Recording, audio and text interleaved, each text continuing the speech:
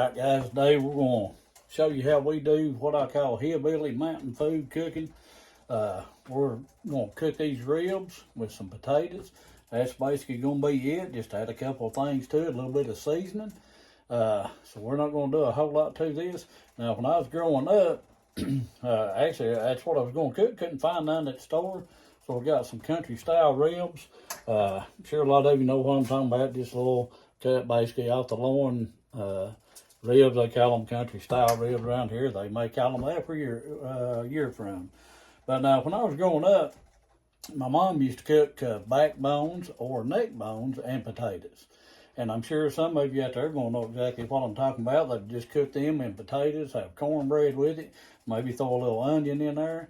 So couldn't find no backbones at the store, so I got the next best thing, got some country style ribs. So come along, we're going to show you how we put this together. Guys, to me, it's comfort food.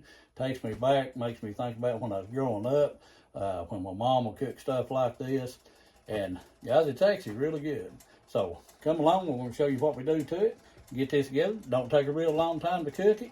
So guys, it's real easy. Everybody loves taters. Don't know if everybody likes ribs. Everybody should like ribs. Ribs come from pig. If you don't like pig, you don't like bacon. If you don't like bacon, I just don't know.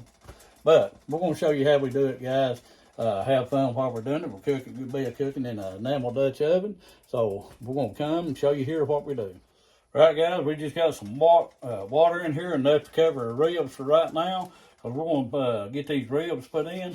Like I say, usually when I make something like this, it's good to use backbones and potatoes and with it, neck bones. Here I'm throwing everything in here with it. But we didn't have no neck bones, didn't have no backbones. So guys, the next best thing, country style ribs. Got a lot of flavor to them, got a lot of lean meat, but just enough fat to flavor it up good. Guys, what I usually do, medium onion, just throw that onion in there, and that's basically it, other than putting some salt in it. You notice I'm using a different salt shaker because I'm wanting to get a lot of salt in. Don't want to stand there and just have to zip it. But guys, pepper, to me, pepper is the trick to this. Guys, I put a lot of pepper in it. Now, you be your judge on your own pepper. But I usually, when I'm cooking this, especially the backbones and potatoes or the ribs and potatoes, put a lot of this in there, black pepper. Now, if you don't like black pepper, that's well and fine. So, guys, we're going to let these cook probably about 20 minutes or so. Not on a high heat, just kind of simmer these. And then we're going to get some potatoes ready, and we'll add some potatoes to it. And basically, guys, that's pretty much it. That's about all you do, but you'll find out that the flavor from the meat and the potatoes, it's going to be real good with that cornbread. So we're going to get our cornbread started, get our potatoes peeled up while this is cooking off here, and simmering down for about 20 minutes, and then we'll get back and we'll just show you how simple this is. Good comfort food. To me, any food's comfort, but I kind of consider this comfort food because it takes me back. All right, guys, we got our ribs and onions up to a simmer. We're not ready to put our potatoes in there yet. Just wanted to show you something. Now, a lot of people will take that right there and start trying to skim a lot of that off. Don't do that, guys. That's where all your flavor comes from. That's a lot of the flavor. It's in with your ribs. That'll get in with your potatoes.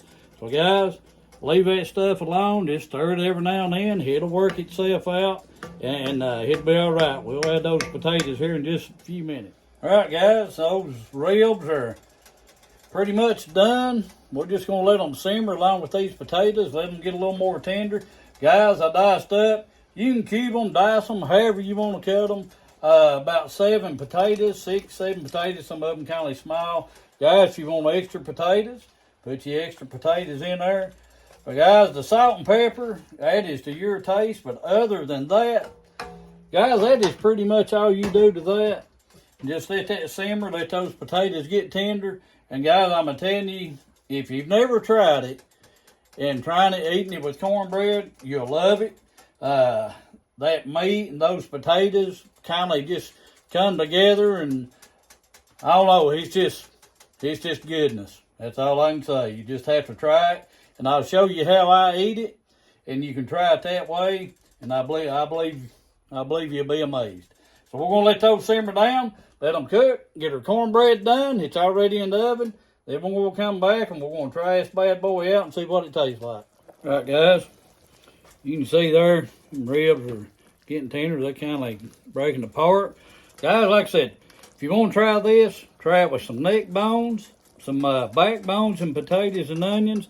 Like I said, the store just had a little country style ribs, so I've ate that in the past. My mom's cooked it in the past. Those little country style ribs, guys, are reasonably cheap. And I think that little pack I paid maybe $5 and something, wasn't hardly $6. So guys, try it out. Try it with some neck bones, some back bones. This is just about done. Those taters are getting pretty well done. And guys, we're going to mix this up with some cornbread here in a minute. We're going to see what we got. Try it out. I believe you'll like it. Right, guys, these are done. Like I say, you can try it out however you like. But now, this is how I like to do mine. Guys, I crumble my cornbread up, break my cornbread up, put it on my plate. Just get in there and get you some of that meat, some of them potatoes. But guys, mainly the potatoes and that juice, the liquid, I call it juice. Guys, smother that in that cornbread. Soak that cornbread up in that. And I'm telling you right now, you talking about some goodness right there when it gets all soaked up in that cornbread and stuff. Guys, comfort food. Now, it may not be for some of you. Could be if you try it out. Guys, to me, it just takes me back when I was younger, when I was growing up. My mom used to make stuff like this. I've made it on and off ever since I've been married. Guys, it's really good. We'll try it out here and we'll see what we think about it. We'll let you know. All right, guys, we've got it all mixed up there for cornbread and stuff. And like I say, you don't have to do it this way. It's this way I like doing it. I don't know if you can see that steam coming off her or not. It's probably going to burn my tongue a little bit, like usual, but we're going to go for it anyway. Yep, it's hot.